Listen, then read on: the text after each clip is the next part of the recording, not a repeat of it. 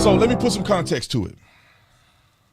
So this La Mesa police officer encounters this brother, and this is like a bus station type transit area right behind him on this side. It's actually, yeah, this way, behind him this way. He encounters the brother. He see him from a distance, what appears to be smoking cigarettes. So he see him smoking cigarettes. The sign says you can't smoke cigarettes. Right there, he's already in a violation of a law, an ordinance from this particular area. And then he find out that you can't be on this property. You can't be lingering around this property, loitering, if you don't have some type of arm, knocking the officer off balance to a certain degree. I mean, it's a big officer. He didn't do too much to him, but he knocked him off balance, and then you see it resume here. I'm going to show you the body on camera so you can see what I'm talking about. Hey, you talking look at him. This is what people don't understand. He goes from here. Look how he postured up. Fist clenched, postured up on a police officer. Hey, you're gonna know why. You're gonna know why that's important in a minute. Hey, we don't care about this. Bro, you goofy as hell, bro. Hey, Mr. Dad, just making a big ass deal out of nothing, Brody. You're the one that making a big ass deal out of nothing, Brody. You making a big ass deal out of nothing. You real big though, huh? Hey, you real big. As an officer, you have to control the scene.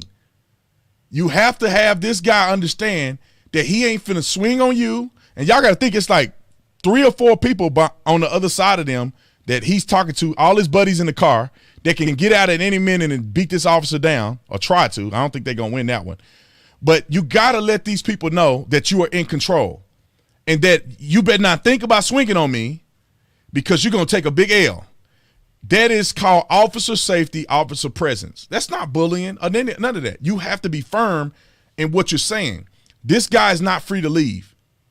He is detained. Just because you don't want to be detained, or you may not feel like it's right for you, don't mean you get to move around and act up. Keep watching. Hey, you real big. Bro, we live here. Dude, just leave him alone, bro.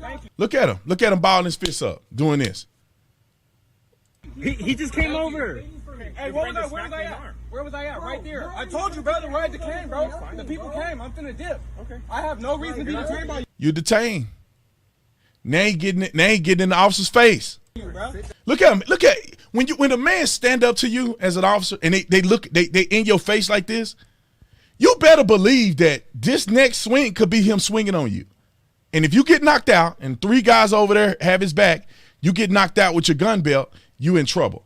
This is not acceptable. This officer got fired, mind you. Keep rolling. Sit down. Bro, you see your bro. What am I doing? Other officers came and helped detain him. He tried to get up again. He's saying all kind of crazy stuff that I'm not going to play. Y'all can go watch this video. He called the officer an N-word. He's calling all of them N-words. He's threatening them. He's saying he's going to kick the officers, you know what? All of these things the brother is saying, yet the police officer's getting arrested and this guy's been held up like he's some type of a god. I got more because I want y'all to see it. Let me transition to this next screen. Here's the body-worn camera footage. This is body-worn camera footage from the officer. So this is when he first get him to sit down. He actually complied initially. You're not going to hear sound because the officer had not hit his body-worn camera yet. However, the body-worn camera is always recording. And when you push record, it'll go back, I don't know, 30 seconds or so, 30 seconds to a minute. I'm not sure how long, but probably about 30 seconds. It'll go back 30 seconds on the video when you hit record. So a police officer can't do something crazy and then hit record at the last minute and think none of that got captured. No, the body-worn camera is on a continuous playback roll. And when you hit, it records 30 seconds back and then it moves forward. So what you see now is 30 seconds or so before the officer hit the body-worn camera footage. And do I think he was malicious? No. Who thinking about pushing this stupid button on this thing while you are confronting somebody who's combative? Especially initially, he was combative before he took a break. So you're not going to hear any sound. He's talking to him. He's addressing him with all this stuff. And the reason I know this because I'm watching this, I saw the other video, and I have the police case report. And I'm going to show y'all the case report in a minute because the officer see, look at him. He stood up. The officer puts his hand out to stop him because he's detained. You can't just walk away because you feel like it. Watch him hit the officer's arm out of the way. You'll see him move. Boom. You see him? Let me move my big head out the way. I want y'all to watch. He gets up in the officer's face. Boom. Hit his arm right there. You see the officer's arm come flying? Boom. He hit his arm off of him like that. Bro, you just assaulted a police officer. All right, so now he got to get control of the situation because now homeboy is already showing that he may get aggressive. And what's going to stop him after knowing he's detained for fighting this officer and running off like we've seen multiple times before? So here's a little bit of body-worn camera. They go back and forth. That's on you, bro. It's on camera. And you can hear him cursing. And I don't want to play it because I don't want them to ban this channel. Hey, Mr. But I'll put the links in there. He's cussing the officer out, calling him the N-word, threatening him, saying he going to fight him, hurt him, all kinds of stuff. But the officer got fired. Now, they fired the officer because of political pressure. Y'all already know how that worked. They fired him because of political pressure. And they charged him with a felony saying that he lied on his case, on his police report. Now, let me show you some pictures that I think are incriminating. I'm going to flash in and out because I got to go from picture frame to picture frame. So we'll look at picture number 1. This is an aggressive stance towards a police officer, which this officer wrote in his case report that he took a bladed stance, an aggressive stance. Here's a still shot of a bladed aggressive stance with a man literally touching noses with this police officer. That's picture number 1. Let's go to, I got them all, baby. Let's go to picture number 2. Here we go. I'm gonna have them right here at the bottom because I got a few of them up here. Picture number 2. Hold on, I don't think I downloaded the picture number 2. Let's see, PNG. What's this one? Okay, here's another one. Here's another video, still shot, of the man standing in the officer's face with his hands balled up. This is what they teach officers to do, is put your hands here just in case you got to swing on somebody. Your hands ain't too low. His hands are right here. He in the officer's face in a confrontational manner. We gonna keep going. And so I have the case report, and I'm gonna show you these other pictures because I think they're relevant. This guy is supposed to be Mr. Good Samaritan. I'm a good citizen. Look at how he's acting. City of La Mesa, middle finger up in the air. This guy is a person that I think should not be celebrated. Now, here's another photo of him with a gun, with a towel wrapped around it.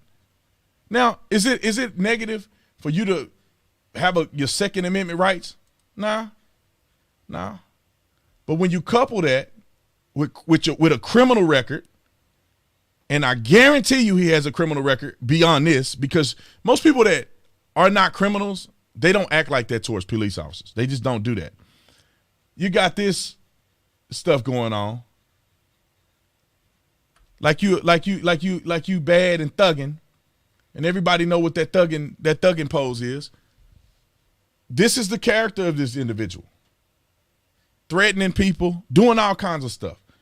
Now let me get to this case report because I think it's invaluable for us to kind of see a little bit of this case report. Because also, this officer is being charged. He is being charged with falsifying a police report. Now, here's a brief synopsis of it. We don't have to read the synopsis of it because here's the full investigation. I'm gonna put this somewhere in an article or something so y'all have access to this. All you got to do is read through this report. Very thorough, detailed report. I wrote thousands of them. This is a good report explaining everything that happened.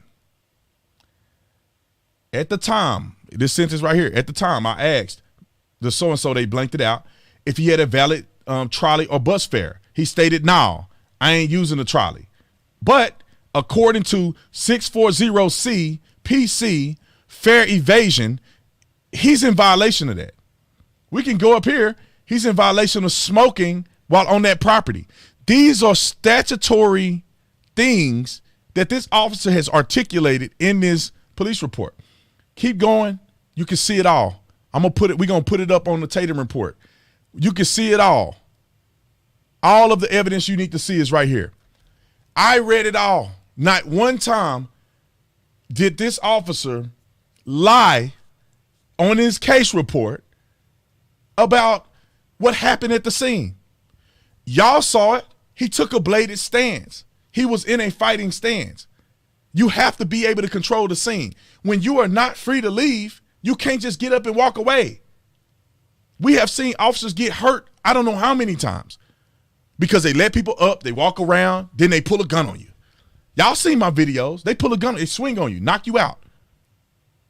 You know, it's so many videos and evidence of these things occurring that I don't understand at this point how people are led astray as to the importance of being able to gain control of a suspect and being able to gain control of a person who has no business doing what he's doing.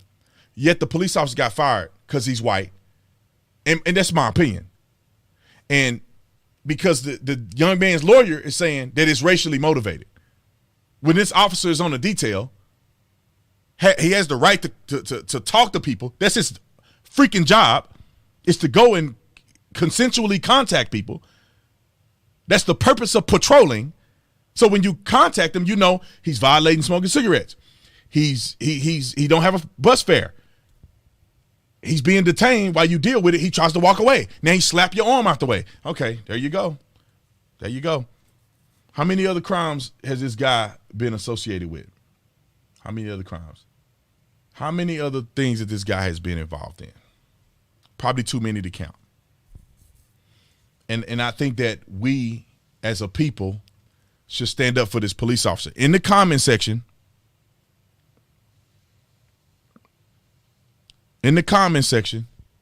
I want you guys to look at those contact information.